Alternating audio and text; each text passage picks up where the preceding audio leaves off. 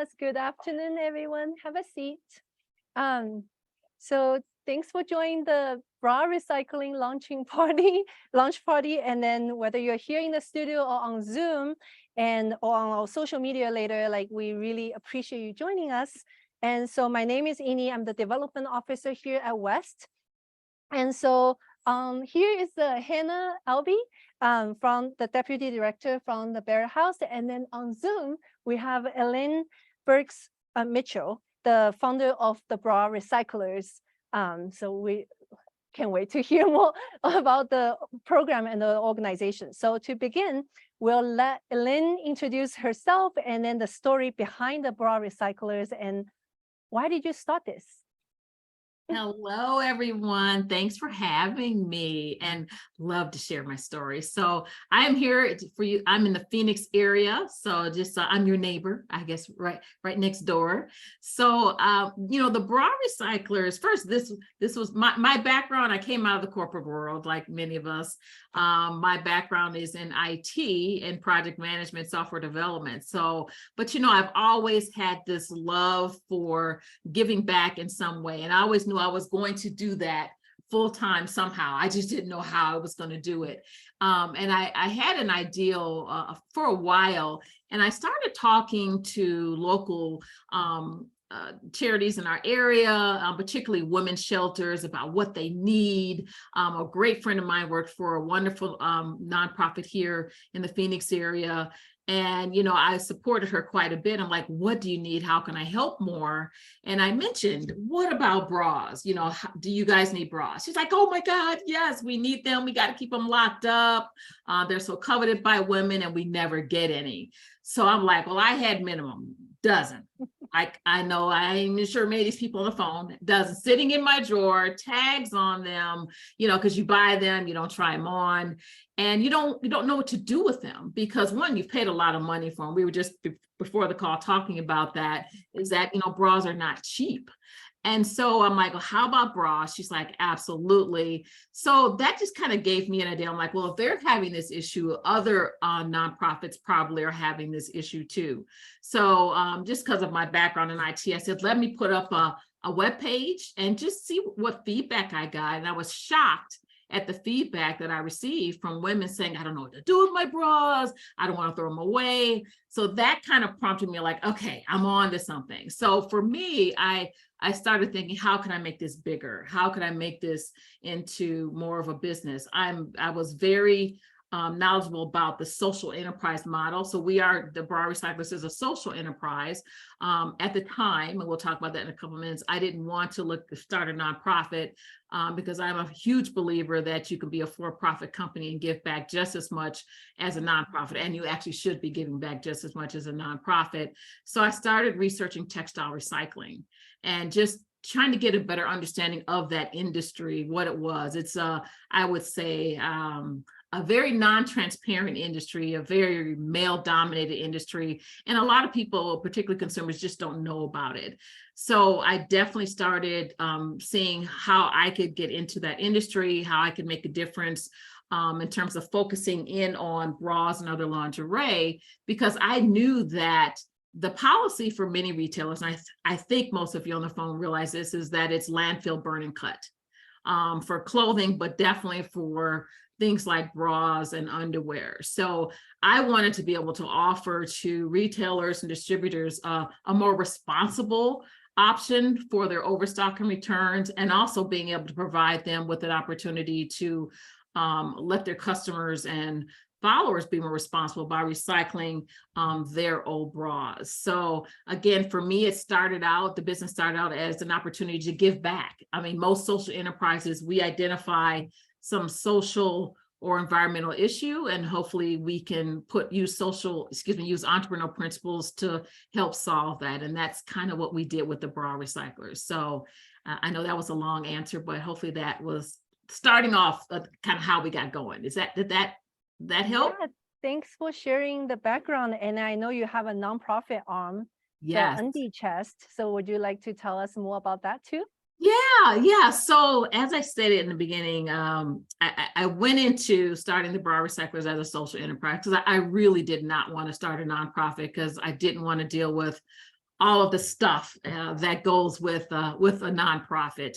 But one of the things about starting a social enterprise is that, and particularly here, I think in the U.S., is that a lot of people just don't understand a social enterprise. What's really interesting, and that's a whole conversation we can have, is that people don't realize it costs money to do good. It really does. And so it's very interesting when people like, I would never give to you because you're a for-profit company. So it's really interesting. That's a whole different mindset we need to change. So one of the things that we were running into over the years is that, we are trying to get some of these larger retailers to start recycling programs and not do landfill.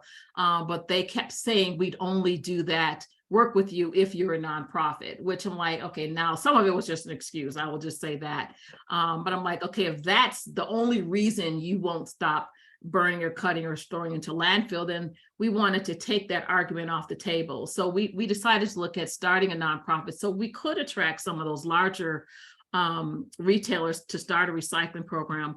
But most importantly, one of the reasons we started the Undie Chest was we wanted to expand our outreach. We wanted to expand it to the entire family, meaning we wanted to support men and boys too. So we also are taking in and trying to work with men retailers, underwear retailers, so we can get them to start recycling programs too. And then near and dear to my heart, we are expanding and working with Title I schools. I think people don't realize the need in our school systems. Now, if you're in the education system, you probably already realize that. But, we were getting calls from teachers and nurses saying, we need help. We need to get these kids underwear. We don't have the budget for it.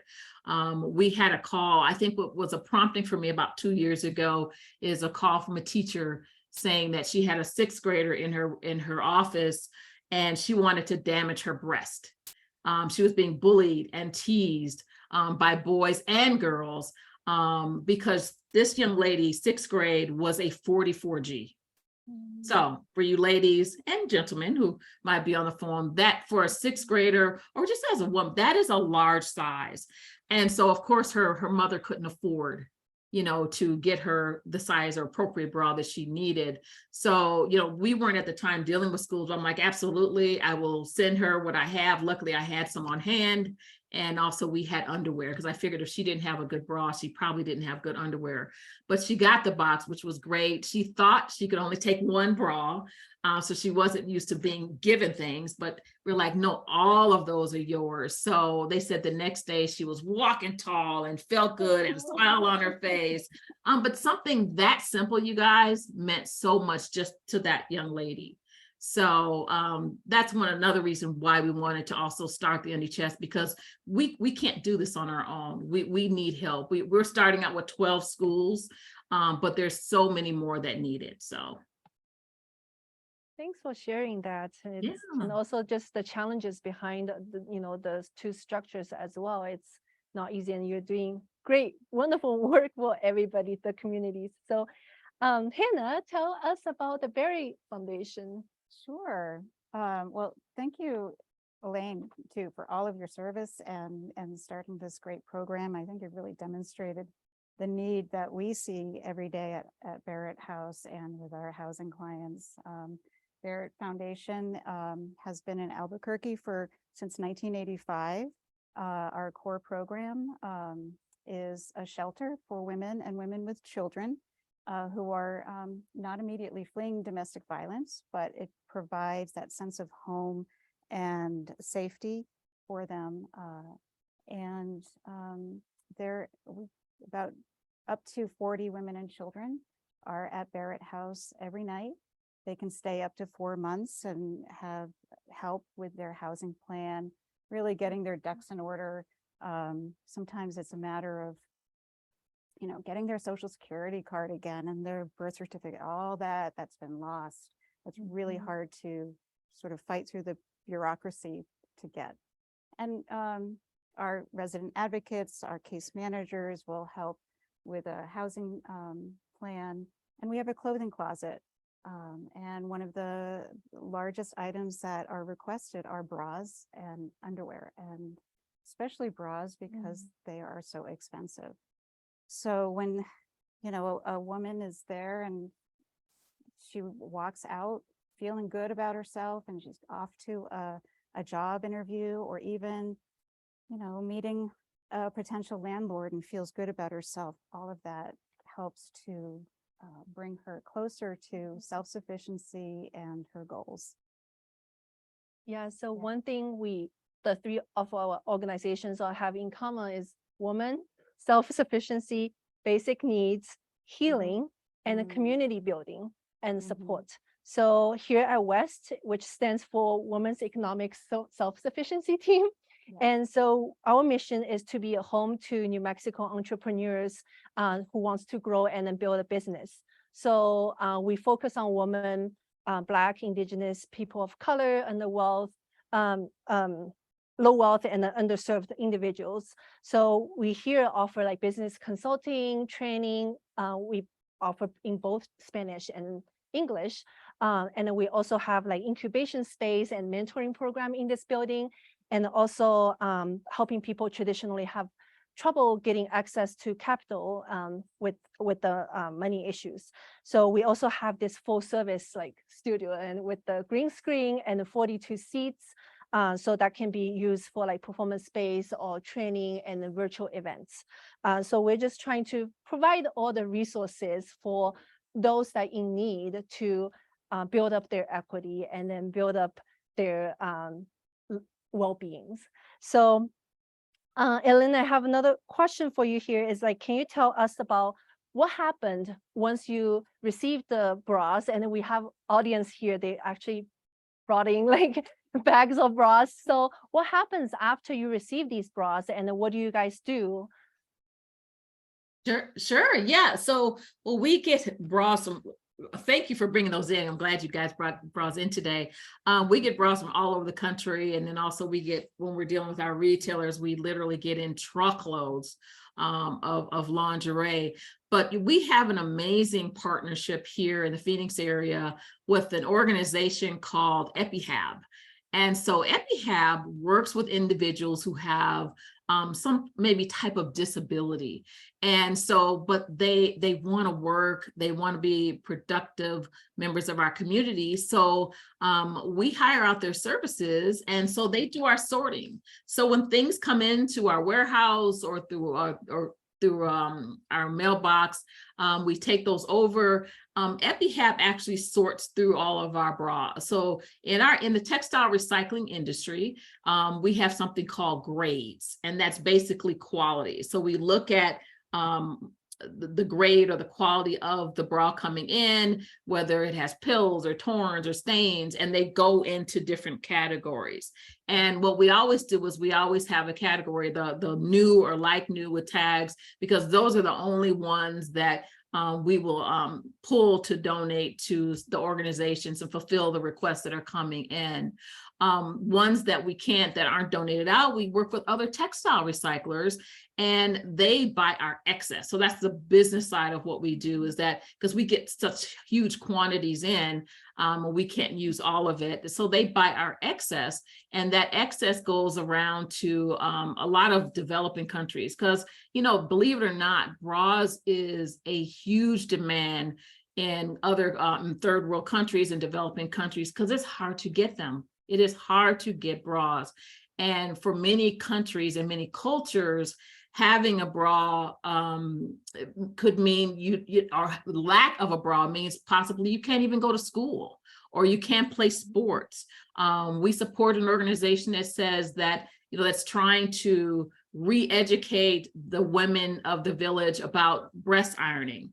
For those who don't know what that is, so in many African villages, at a young age, girls have to go through this horrible process called breast ironing, where they take a hot object and iron their breast down, that hopefully it's going to prevent them from being married off early or raped or abused. So we're trying to get them in bras instead of going through this practice of breast ironing. So, you know, we send bras over to them. So it's in terms of what happens, again, it goes through a sorting process. And again, we make sure we're pulling out and fulfilling all the requests that are coming into us for the nonprofits. and they're getting shipped out and used, hopefully. And what can't be used, we also work with a textile recycler here in the Phoenix area, and hopefully they can be upcycled into other products. Particularly, some of them are used for punching bags and carpet backing. Cool. So I think I had this question somebody asked me before, like, if the bra is a little bit broken and they Yeah. can still bring it in because you do all the recycling and upcycling. Yeah, if we can, we'll try to. It's so tough with bras because there's so many parts and pieces. So a lot of them, unfortunately, will just have to be destroyed. So they're broken down, destroyed, and some of them will be landfilled. I mean, some of them we can't avoid just because of the parts and pieces, but we work with a really good textile recycler who tries to recycle as much as possible and get as much fabric off of it as it can. So thank you so much for creating this supporting system for women and girls, and then also just promote this, environmental and social responsibility. So Hannah, what programs do your organization offer to empower women and girls?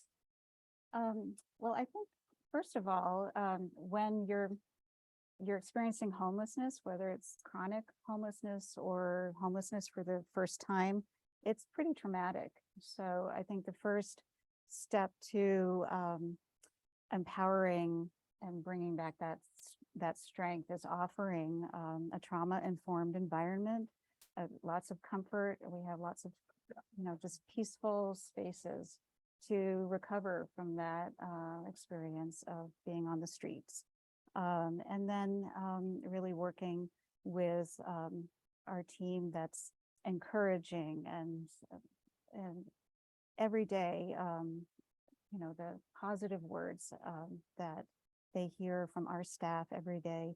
And then really when they're ready, they can work with our shelter case manager on a housing plan and really get down into the nuts and bolts of the logistics of how to, get not only what they need for housing, but also learn self-advocacy skills, negotiation skills, understanding housing laws and their rental rights as renters, so that when they do find housing, they know, how they can stand up for themselves. So I think that's number one in the list of empowerment. We also bring in guest speakers to help the women connect with job skills, connect with childcare, healthcare. So at that point, we try to look at the broader picture, after we've sort of really focused on finding the shelter and housing. Awesome. Yeah. So as I mentioned, the common themes across the three organizations is women and self-sufficiency. And so we're very excited to become the very first partner with the bra recyclers in New Mexico. And then the Barrett House is going to be the very first one to receive the donation. So we hope this is like a full circle collaboration, and just like, the circular economy that we are promoting here as well, right? Like we are recycling everything, we're rebuilding everything so those in need can access to them as well. So Elaine, so considering your global presence, can you tell us about like the impact on, social environmental justice through your program? Yeah, we've been very fortunate to have some great ambassadors and partners. We've donated over 4 million bras, worldwide, and that's the ones that we know of that we can count, because we have ambassadors we know in various parts of the country, actually the world, that they're kind of our foot soldiers, and they're doing things within their community. We have over 130 nonprofits that have signed up with us and we've actually donated to over the years. And that was way beyond my dreams. We started out with like 3. And so to have that many more that we've been able to support has just been amazing. And now we've taken on Title I schools. So we have 7 Title I schools so far just this year, because we kicked that program off. And our goal for 2023 is to support 12 Title I schools right here in the Phoenix area and be able to provide boys and girls with underwear. So It's again, I'm always amazed at just the things that we've been able to do. But I know there's so much more that we need to do.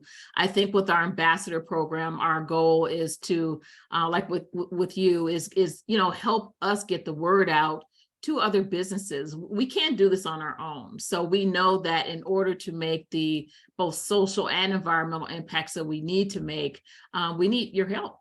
And we need to get the word out. We need to have forums like this where we're able to talk about these issues and unmute those conversations about, like we were talking, hygiene and underwear poverty, that's happening right in our neighborhoods, not over in Africa or South America, right here in the United States. So these kind of forums really help with that. And I'm so thank you again for doing this type of thing. But yeah, we also, one of the things that we do from an environmental standpoint with our ambassadors is that we know that so many companies are trying to figure out how to be sustainable, because that's the buzzword nowadays. But what we do is that we do offer them a sustainability scorecard to help them measure their impact. So when you recycle, we're able to keep track of that and then play back for them.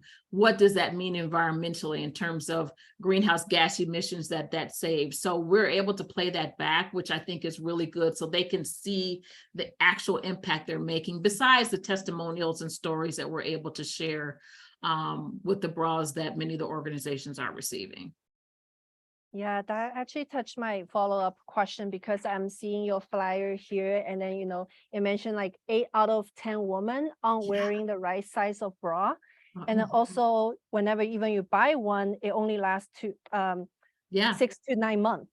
Yeah. And so on average, a woman owns about 6 bras, but only wears 2. Yep. So all of these really touch the topic of fast fashion, right? Yeah. So we're Oh moving my so God, fast, yes. and then and you work with retails like Soma, and I think they're your ambassadors. And Yep. so how do you hold them accountable for like the reducing the overproduction part? Yeah. Good, great question. I wish I had more authority than I do, but it's hard. That is, oh my gosh, we could just spend hours on that. But that is such a great question.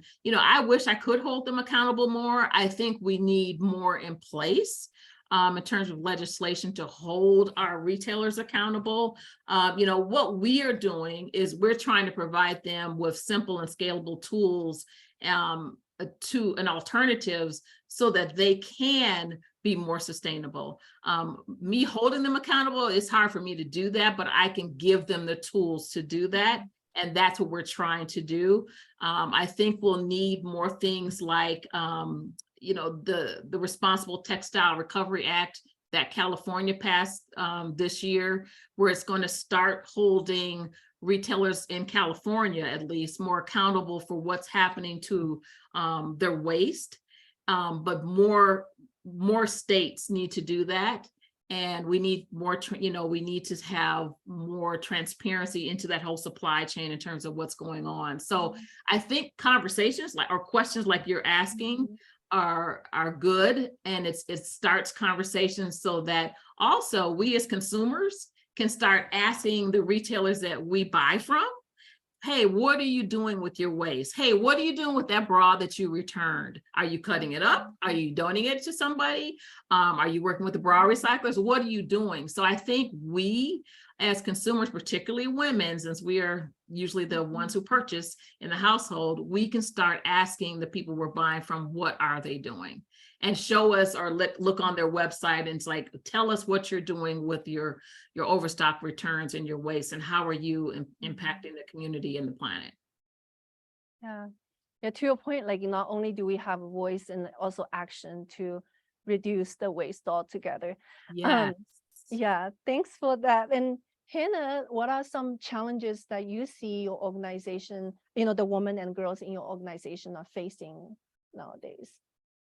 Well, I think first and foremost, Albuquerque has experienced a really sharp rise in homelessness in the last year and a half. It was first COVID, and then a sharp rise, partly due to the eviction moratorium being lifted, and just increase in housing costs that wages didn't keep up with.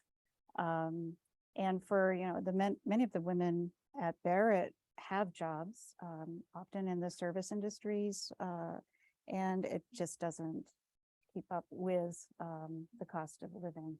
So that's where we see, the immediate issues are for our clients.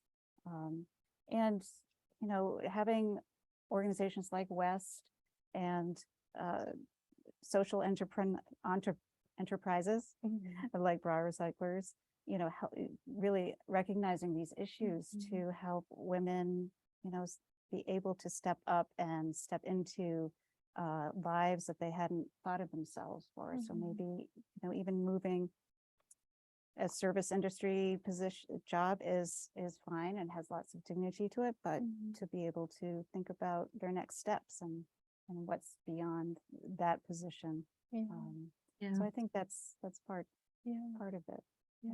Can you also share with our audience, like, how can people support the Barrett House and then also contribute to the cause?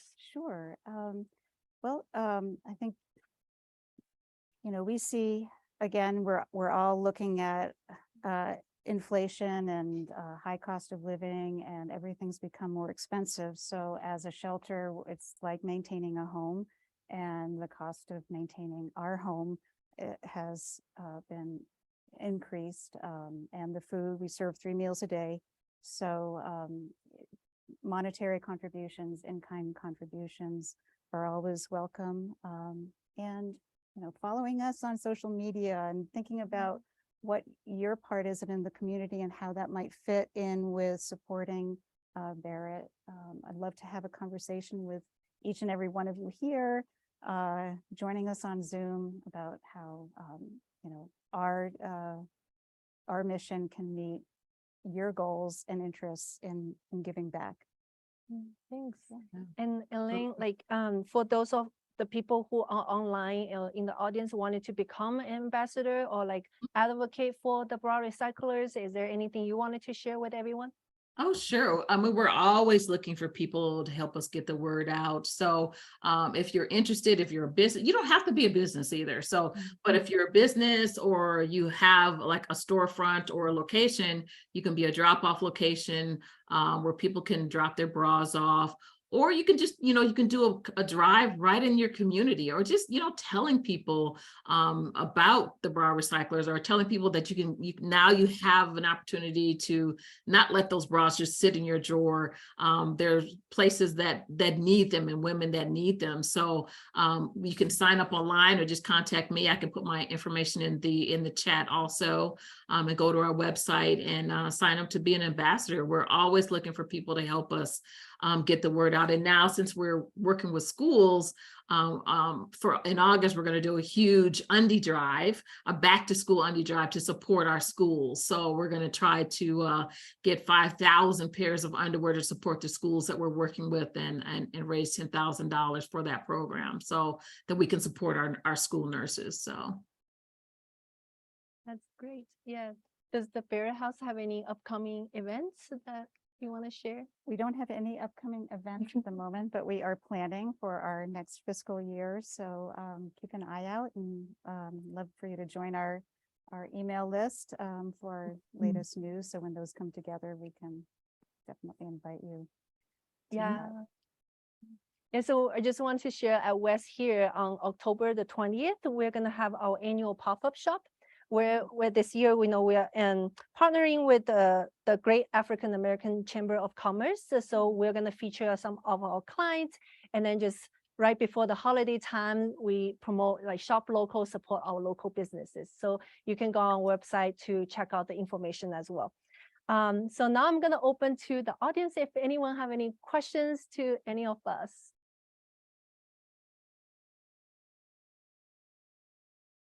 Any questions on Zoom? Okay, so well, remember, oh yes. I was going to just, and Hannah, I'd love to hear your feedback too, in terms of, we a lot of times will go out and do bra fittings for, you know, some of the shelters. And I'd love to do that if I come to New Mexico again. I'd love to come in and do that with your group.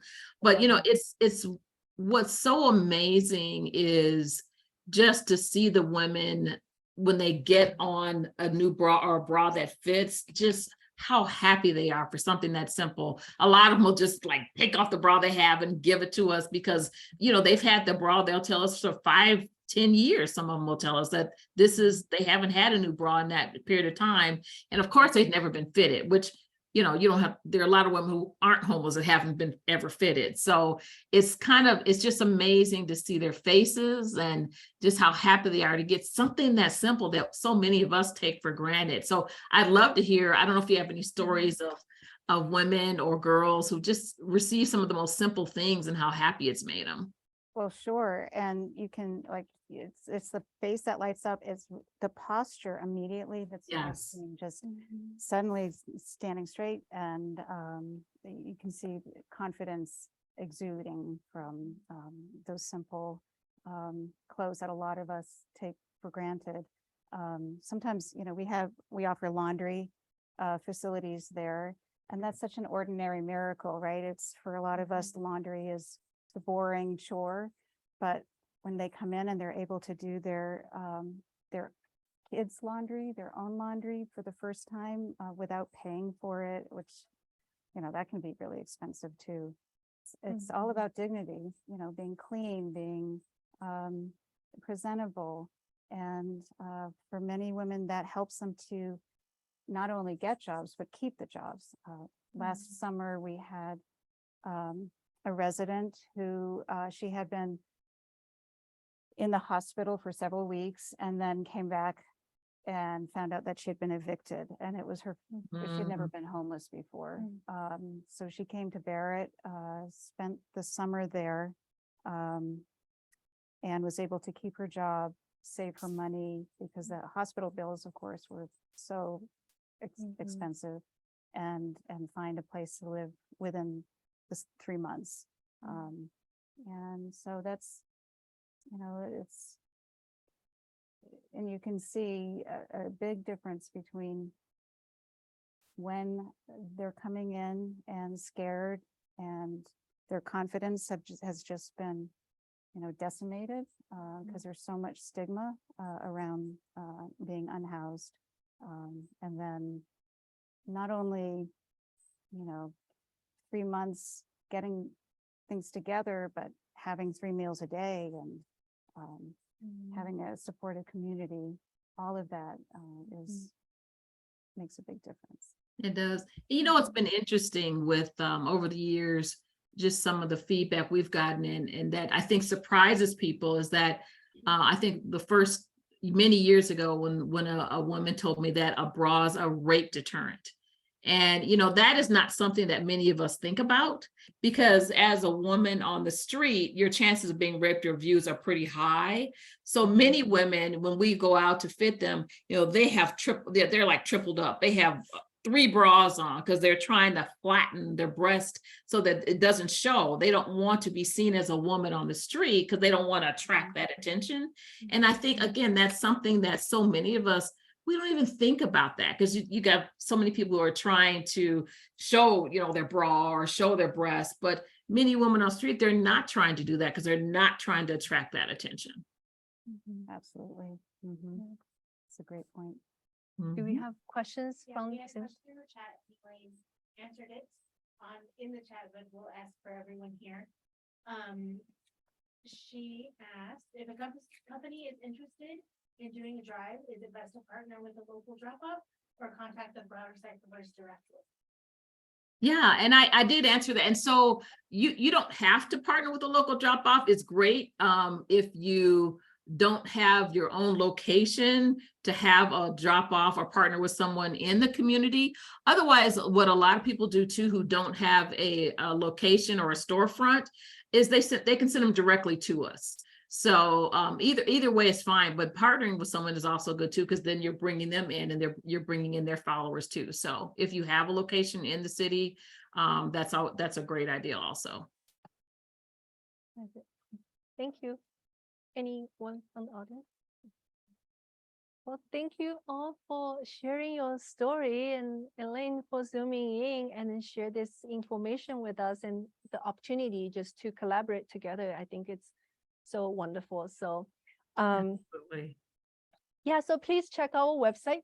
And we also take donations and in-kind contributions if you wanted to support New Mexico business owners to start and grow their business.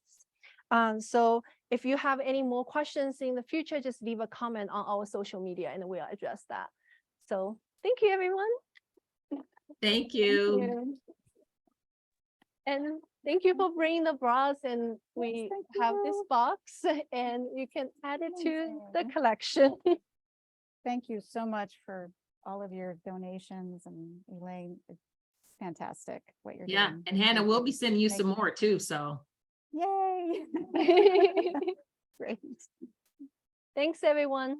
Thank Thank you. you. Thank you.